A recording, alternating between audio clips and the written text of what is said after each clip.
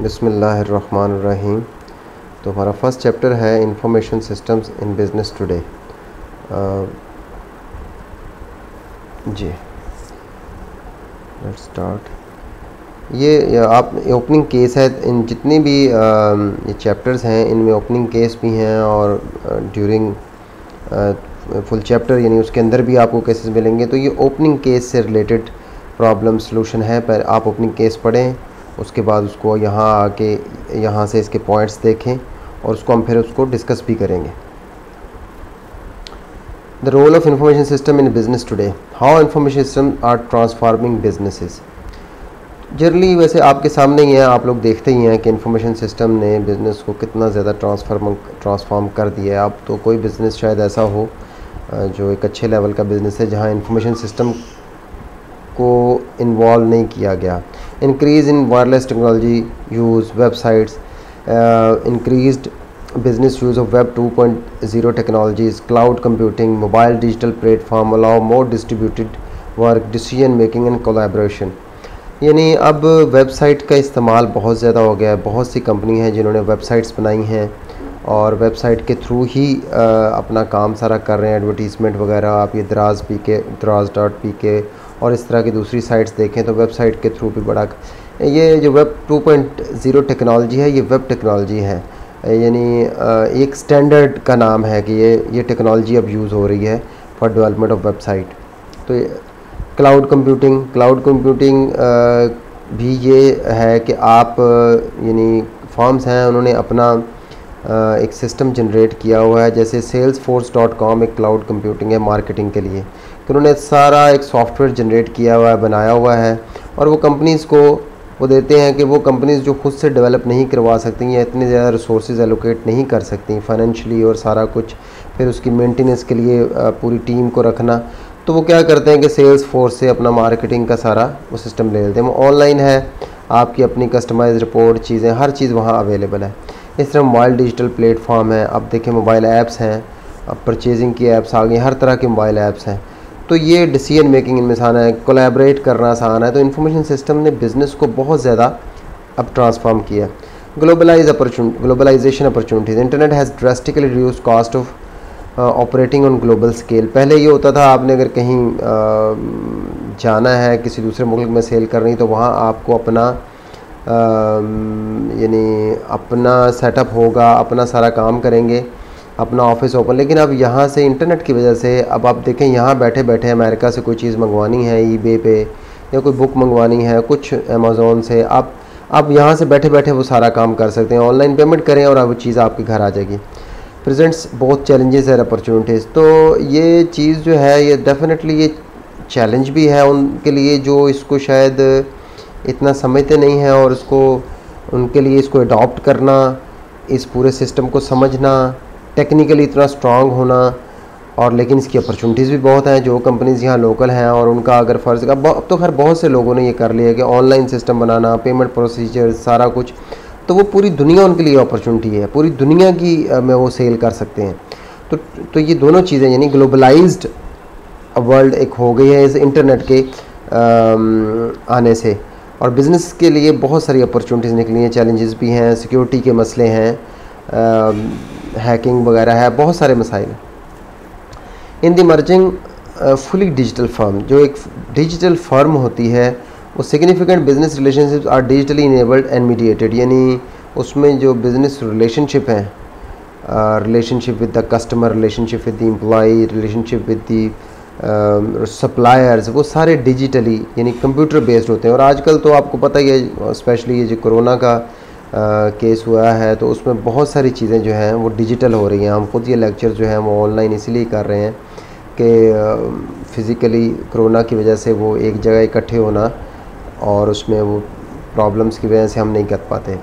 तो business relationship जितने भी हैं वो सारे डिजिटल लेवल पे चल रहे हैं। Core business processes are accomplish through digital network. यानी अगर आपने कोई ऑर्डर फुलफ़िल करना है, कोई हायरिंग करनी है, ये सारे जितने भी हैं ये बिज़नेस प्रोसेस हैं, तो वो भी डिजिटल नेटवर्क्स के थ्रू ही अब सारा ऑनलाइन ही सारा काम है और ऑनलाइन ही आप सारा काम कर सकते हैं। की corporate assets are manage digitally, यानी फाइनेंशियल एसेट्स हैं, चाहे ह्यूमन रिसोर्स एसेट हैं या दूसरे फिजिकल एसेट्स हैं, वो सारा एक जो डिजिटल फर्म होगी उसने अपना तमाम काम, यानी वो पेपरलेस होती जाएगी और सारा डिजिटल अपने आप को कन्वर्ट करते जाते हैं, जिससे डिसीजन मेकिंग आसान है, डेटा की और रिकवर करना आसान है, ठीक है, रिस्पॉन्ड करना कस्टमर की क्यूरीज़ को आसान है। ये सारा just because of digital firm है। Digital firms offer greater flexibility in organisation and management. जो मल्टीनेशनल टाइम शिफ्टिंग और स्पेस शिफ्टिंग का कॉन्सेप्ट है, जो मल्टीनेशनल्स हैं, टाइम शिफ्ट पहले तो ये है कि 9 to 5 एक डे वर्क है, लेकिन जो मल्टीनेशनल हैं, क्रॉस दी बॉर्डर्स हैं, वो 24/7 का काम हो रहा है। एक तरफ दिन है, दूसरी तरफ रात है, कहीं उनकी प्रोडक्शन हो रही है, कहीं उनका कॉल सेंटर बैठा हुआ है, कहीं उनकी मार्केटिंग चल रही है। तो स्पेस शिफ्टिंग भी ऐसे ही है कि पूरा एक ग्लोबल वर्कशॉप है ना, कोई काम कहीं हो रहा है, कोई काम कहीं हो रहा है, जहाँ जो काम बेहतर हो सकता है वहाँ हो रहा है। तो ये सारा डिजिटल फर्म्स की वजह से ही है। अगर आप मैनुअल यानी पुरानी एक स्टाइल से काम करें तो फिर ये सारे को मैनेज नहीं किया जा सकता। ये आपके उसमें फिर आपने एक केस है, रीड द इंटरेक्टिव सेशन, वहाँ पे होगा, उसको पढ़ें, उसको पढ़ के इन क्वेश्चंस के आंसर्स आपने देखने हैं और वो बताने हैं। और ये देखें कि हो सकता है आपको कोर्स में यही चीज़ आ भी जाए उसके साथ, तो इसलिए इसको पढ़ना ज़रूरी है, ठीक है, और इनके क्वेश्चंस ये लेने हैं। नेक्स्ट है जी, growing interdependence between ability to use information technology and ability to implement corporate strategy and achieve corporate goals. यानी कॉर्पोरेट गोल्स जो होते हैं और वो कॉर्पोरेट स्ट्रेटजीज़ उन गोल्स को अचीव करने के लिए बजाते हैं, उसकी और ये इंफॉर्मेशन टेक्नोलॉजी की आपस में बहुत ज़्यादा इंटरडिपेंडेंस हो गई। यानी आप आज की जो मल्टीनेशनल कंपनी है या एक बड़ी कंपनी है, उसको इनकॉर्पोरेट करना पड़ता है इंफॉर्मेशन टेक्नोलॉजी को, क्योंकि उसकी बहुत ज़्यादा डिपेंडेंस है। आप जब तक इसको नहीं करेंगे, आप शायद उस अपने कॉर्पोरेट गोल्स को, कॉर्पोरेट स्ट्रेटजी, कंपटीशन है, आपके कंपटीटर्स कर रहे हैं और आपको इन चीज़ों को एक इंफॉर्मेशन टेक्नोलॉजी को इन्वॉल्व करना पड़ता है। Business firm invest heavily in information systems to achieve 6 strategic business objective. कौन से हैं जी? ऑपरेशनल एक्सीलेंस है, new products, service and business models हैं, customer and supplier intimacy, improved decision making, competitive advantage और सर्वाइवल। इसको हम 1 by 1 देखते हैं। Next, operational excellence. Operational excellence क्या है कि improvement of efficiency to attain higher profitability. जितनी ज़्यादा एफिशिएंट आपके प्रोसीजर्स होंगे, आपकी कंपनी होगी, आपके बिजनेस प्रोसेसेस होंगे, उतनी ज़्यादा प्रॉफिटेबल आपकी कंपनी होगी।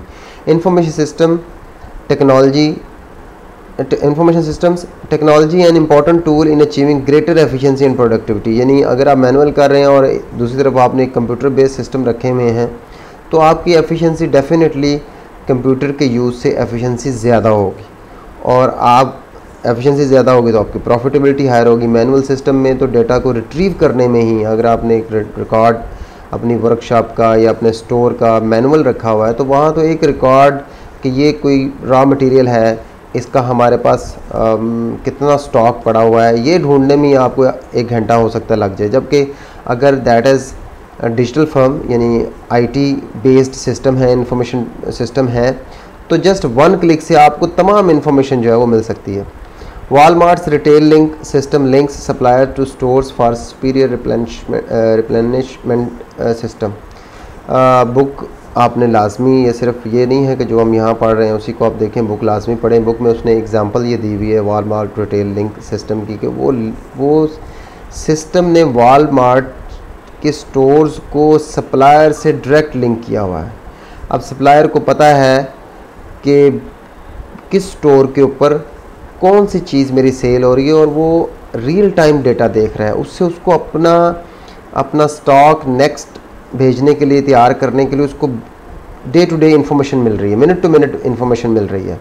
तो सप्लायर के लिए ये आसान है। अदरवाइज़ तो ये होता कि पहले आप अब डेली या वीकली या मंथली रिपोर्टें बनती, मैनुअल अगर सिस्टम होता, यानी digital information technology based system ना होता तो मैनुअल बनती, मैनुअल फिर उसको फिल किया जाता, फिर सप्लायर को भेजा जाता। सप्लायर अगर क्रॉस द बॉर्डर है यानी दूसरी कंट्री में है तो वहाँ वो मेल जाती, या जैसे भी अगर चलो ईमेल भी आप करते तो फिर भी इसको प्रोसेस करने में, अब ये है उन्होंने जो रिटेलिंग सिस्टम लिया है वो जहाँ जैसे जैसे सेल होता जाता है वैसे वैसे अपडेट होता जाता है, और सप्लायर उसको चूँकि सप्लायर को एक्सेस दी हुई है, सप्लायर उसको एक लिमिटेड एक्सेस है जिससे वो देख सकता है जी मेरी सिचुएशन क्या चल रही है, मेरी प्रोडक्ट की सिचुएशन वॉलमार्ट के स्टोर पे क्या चल रही है।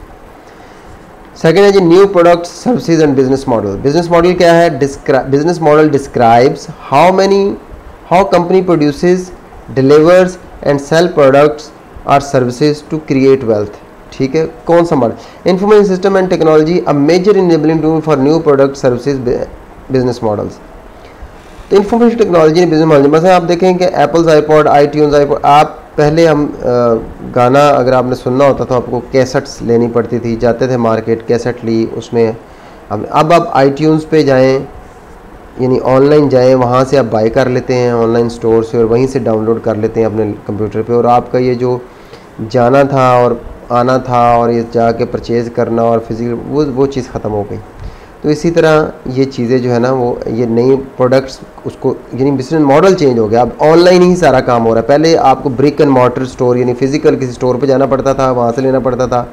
द्रास पीके पे देख लें आप, इसी तरह ऑनलाइन शॉप देते हैं ऑप्शन, इसी तरह और मोबाइल्स की, एसेसरीज़ की, हर तरह की अब आ गई हैं। यानी बिज़नेस जिन्होंने अपने ऑनलाइन बना लिए हैं और वहीं से आप कर सकते हैं, ईबे हो गया, अमेज़ॉन हो गया, कि वहीं से आप ऑर्डर करें और चीज़ आपके घर तक पहुंचेगी और आपको निकलना नहीं पड़ेगा। स्पेशली सिक्योरिटी के रीज़न्स हैं, स्पेशली ये जो आजकल कोरोना वायरस के रीज़न है, और वो इन दिनों में ये सिस्टम बहुत ज़्यादा इम्पोर्टेंस रखते हैं। Customer and supplier intimacy, serving customer well leads to customer returning which raises revenues and profits.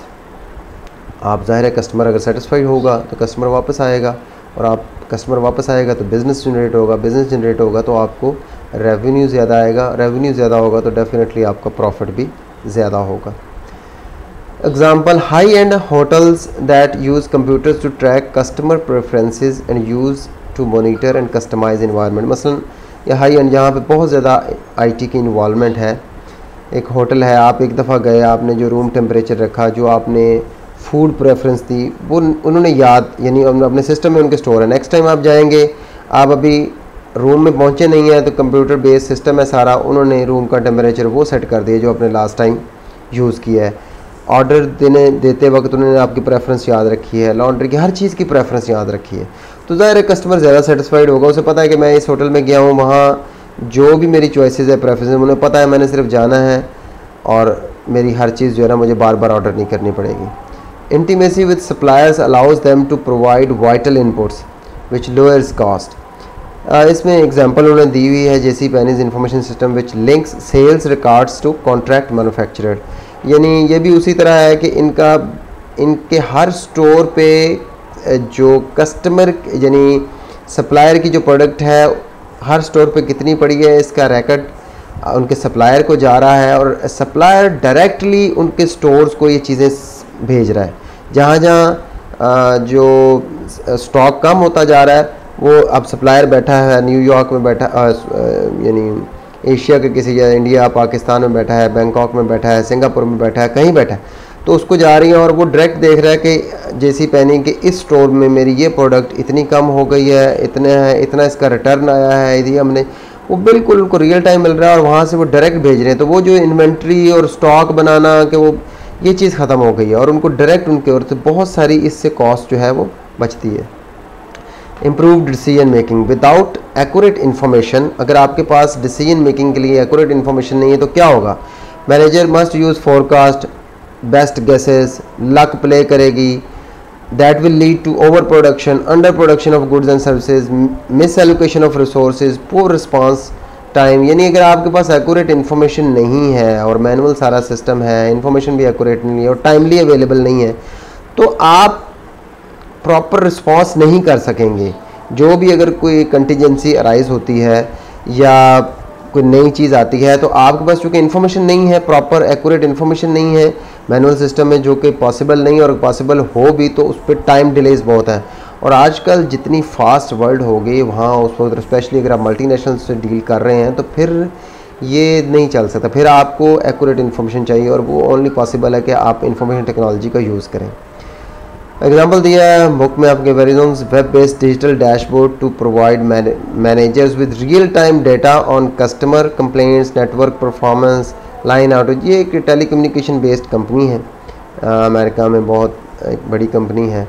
तो उन्होंने अपने मैनेजर्स को बिल्कुल एक रियल टाइम और एक्यूरेट इनके किस वक्त किस जगह कहाँ कोई लाइन आउटेज हुई है, वहाँ पे आपने रिपेयर वालों को भेजना है, नेटवर्क की परफॉर्मेंस कहाँ स्लो हो रही है, कहाँ ज़्यादा है, किस जगह एलोकेशन करनी है रिसोर्सेज की। तो जो उनको ऑनलाइन रियल टाइम चीज़ें आ रही हैं तो उनके लिए डिसीजन लेना बहुत आसान है और रिसोर्सेज की एलोकेशन बहुत आसान है। तो उससे फिर वेस्टेज नहीं होती रिसोर्सेज की या मिस एलोकेशन नहीं होती।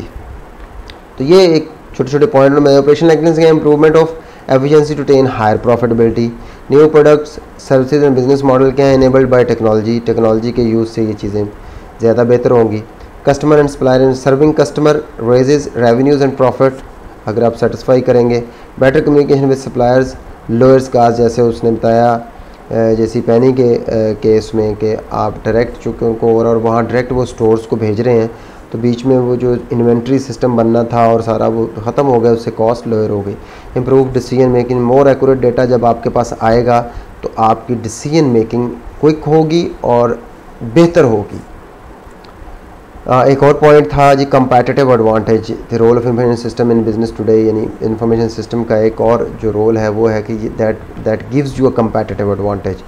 डिलीवरिंग बेटर परफॉर्मेंस, चूँकि आपके पास क्विक लोअर कॉस्ट है, क्विक डिसीजन मेकिंग की चीज़ें हैं तो आपकी परफॉर्मेंस बेहतर होगी। Charging less for superior products, आपने जैसा हमने जैसी पेनी में देखा या वॉलमार्ट के केस में है, तो चूँकि आपकी कॉस्ट कम हो रही है तो आप चार्ज भी कम कर सकते हैं और ज़्यादा कंपेटिटिव हो सकते हैं अपने दूसरे कंपेटिटर्स के मुकाबले में। Responding to customer suppliers in real time, example Apple, Walmart, UPS, ये सारे एप्पल और वॉलमार्ट हो गया, जैसी पेनी हो गया, यूपीएस का आपने पीछे केस स्टडी जैसे हमने देखा कि वो आप पढ़ेंगे। तो ये सारी चीज़ें जो है ये कंपेटिटिव एडवांटेज देती हैं आपको और आपकी lower cost, better performance, good decision making आपको आपने कंपेटिटर से कुछ एडवांटेज, एक एज देगी, कंपेटिटिव एज देगी। That is only because of the use of information systems. Survival, ये अच्छा अभी तक तो ये है ना कि आपको हम ये डिस्कस कर रहे थे कि कंपेटिटिव है, लेकिन समटाइम्स ये एक ऐसी भी सिचुएशन है कि इंफॉर्मेशन सिस्टम आपके सर्वाइवल के लिए ज़रूरी है।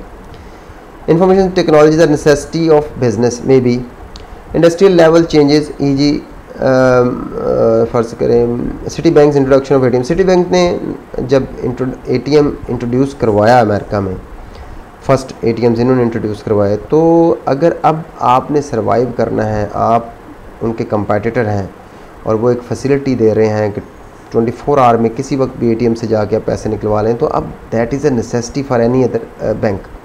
अगर वो नहीं, जो बैंक ये एटीएम्स नहीं इंस्टॉल करेगा, इट मीन्स कि वो बैंक फिर अब आउट ऑफ बिजनेस होगा, क्योंकि लोगों को वैसे तो 9 to 5 या जो भी टाइम किसी भी कंट्री में हो ऑपरेशंस का, उस वक्त ही आप बैंक से निकलवा सकते। एटीएम्स का फ़ायदा ये हुआ कि अब आप किसी भी वक्त 24 निकलवा सकते हो, तो ये बहुत बड़ा ईज़ है एक। तो अगर कोई बैंक ये नहीं कर रहा तो इसका मतलब कि ये एक नेसेसिटी बन गई है, वो बिज़नेस से आउट होगा। Government regulation requiring record keeping, example दिए टॉक्सिक सब्सटेंस कंट्रोल एक्ट, ये अमेरिकन ज़ाहिर है वो उसका कोई कंट्रोल एक्ट होगा कि टॉक्सिक सब्सटेंस किसी भी चीज़ में कितनी है। तो गवर्नमेंट रेगुलेशंस भी रिकॉर्ड कीपिंग, और वो किसी भी वक्त आके पूछ सकते हैं। तो आपका सिस्टम ऐसा होना चाहिए कि वो फ़ौरन आपको रिपोर्ट दे और आप प्रेजेंट कर सकें ताकि आप बच जाएँ। अदरवाइज़ तो वो फॉरेन कंट्रीज़ में स्पेशली गवर्नमेंट रेगुलेशंस बहुत स्ट्रिक्ट हैं, तो आपको सर्वाइव करने के लिए ये ज़रूरी है। Thank you very much ji.